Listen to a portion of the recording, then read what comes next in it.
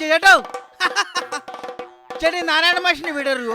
നാരായണ മാഷിന്റെ വീട്ടിൽ പോകാനാണോ? വീട്ടിൽ പോകാനാണ്. നിങ്ങൾ മാഷിന്റെ ആരാ? മാഷിന്റെ വേണ്ടപ്പെട്ട ഒരാളാ. അയ്യോ, വേണ്ടപ്പെട്ട ആളാണോ? അതെ. ഈ നാരായണ മാഷ് എനിക്കും പണ്ട് ട്യൂഷനൊക്കെ എടുത്തിട്ടുള്ളതാ. മറ്റുള്ള മാഷുമാരെ പോലെയല്ല നാരായണ മാഷ്.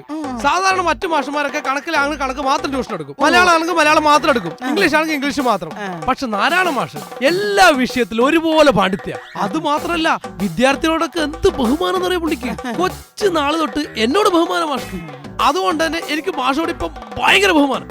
അല്ല, വീട് എവിടെയാ? എന്റെ വീട് പനങ്കാവില. ചേട്ടന്റെ വീടല്ല, മാഷിന്റെ വീട് എവിടെയാ? മാഷിന്റെ വീട് ഇവിടുന്ന് നേരെ കിഴക്കോട്ട് ഇല്ല, എന്നിട്ട് ഫസ്റ്റ് ലെഫ്റ്റ് പോവാ.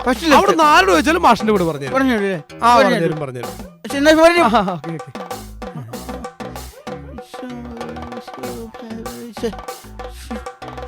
ചോദിച്ചു പോവാ.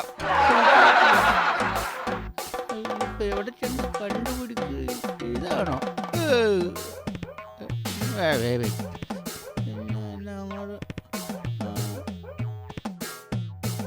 ഒന്ന് നിക്കണേ. അല്ല, ഒരു കാര്യം ചോദിക്കാനാണ്. ഈ നാരായണ മാഷിന്റെ വീട് അറിയോ? നാരായണ മാഷിന്റെ വീട് അന്വേഷിച്ചു വന്നാണോ? അതെ. മാഷെ പറ്റി പറയുകയാണെങ്കിൽ ഇങ്ങനൊരു മാഷ് ഈ കേരളത്തിൽ നിന്നല്ല, ഭൂലോകത്ത് എവിടെ ഉണ്ടാവില്ല. അത്ര നല്ല മാഷ. അല്ല, ഈ മാഷിന്റെ വീടെന്ന് പറഞ്ഞാൽ എനിക്ക് മാഷിന്റെ വീട്ടുകാര് നല്ല സ്വഭാവമല്ലേ?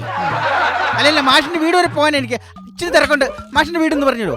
മാഷേ നല്ലൊരു മാഷ. മാഷ് പഠിപ്പിച്ച കുട്ടികളൊക്കെ ഇന്ന് നല്ല രീതിയിൽ വളർന്ന് വലിയ വലിയ ആൾക്കാരായില്ലേ?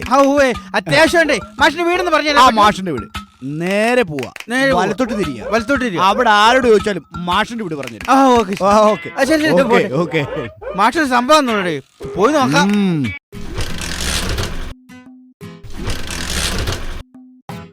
ചേട്ടോ, ഈ നാരായണ മാഷിന്റെ വീട് അറിയോ? നാരായണ മാഷിന്റെ വീടാ? അതെ. ഇവിടുന്ന് നേരെ എന്ന് ഇടത്തോട്ട് തിരിഞ്ഞ് ആരോട് ചോദിച്ചാലും പറയും നാരായണ. ഇടത്തോട്ട് തിരിയുമ്പോ? ആ, ഇടത്തോട്ട് പോകുമ്പോ. അല്ല, നാരായണ മാഷിന്റെ ആരാ? വേണ്ടപ്പെട്ട ഒരാളാ. വേണ്ടപ്പെട്ട ഒരാളാണോ? ഇത്രയും നല്ലൊരു മനുഷ്യൻ ഈ പഞ്ചായത്ത് എന്ത് ആവശ്യം ഉണ്ടെങ്കിലും ഓടിയെത്തും. ഇതുപോലൊരു മനുഷ്യനെ മഷിയിട്ടാ പോലും കാണത്തില്ല. ഇത്രയും നല്ലൊരു മനുഷ്യൻ. ഒരാൾക്ക് ഒരു കല്യാണമോ എന്തുണ്ടെങ്കിലും ഓടിയെത്തി അത് നടത്തി കൊടുക്കും. ഒരു ജോലിക്കാര്യമോ അതിനും ഓടിയെത്തി അത് നടത്തി കൊടുക്കും. ഇത്രയും നല്ലൊരു മനുഷ്യൻ ഈ പഞ്ചായത്ത് വേറെ ഇല്ല. മെമ്പറാണോ MLA ആണോ ഒന്നുമല്ല, എല്ലാത്തിനും ഈ നാരായണ മാഷുണ്ടാവും.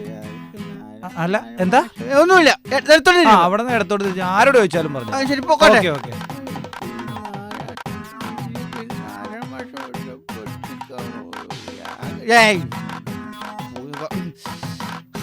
പണിക്കട്ടോ, നീ എന്താ ഇവിടെ? ഞാൻ ആ നാരായണ മാഷിന്റെ വീടൊന്ന് അന്വേഷിച്ചു വരുമായിരുന്നു. നാരായണ മാഷിന്റെ വീട്ടിലോട്ട് പോയണ?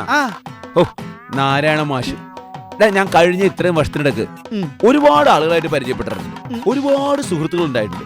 പക്ഷെ നാരായണ മാഷിനെ പോലെ ഒരു മാഷ്, അതുപോലൊരു മനുഷ്യനെ ഇതുവരെ ഞാൻ കണ്ടിട്ടില്ല.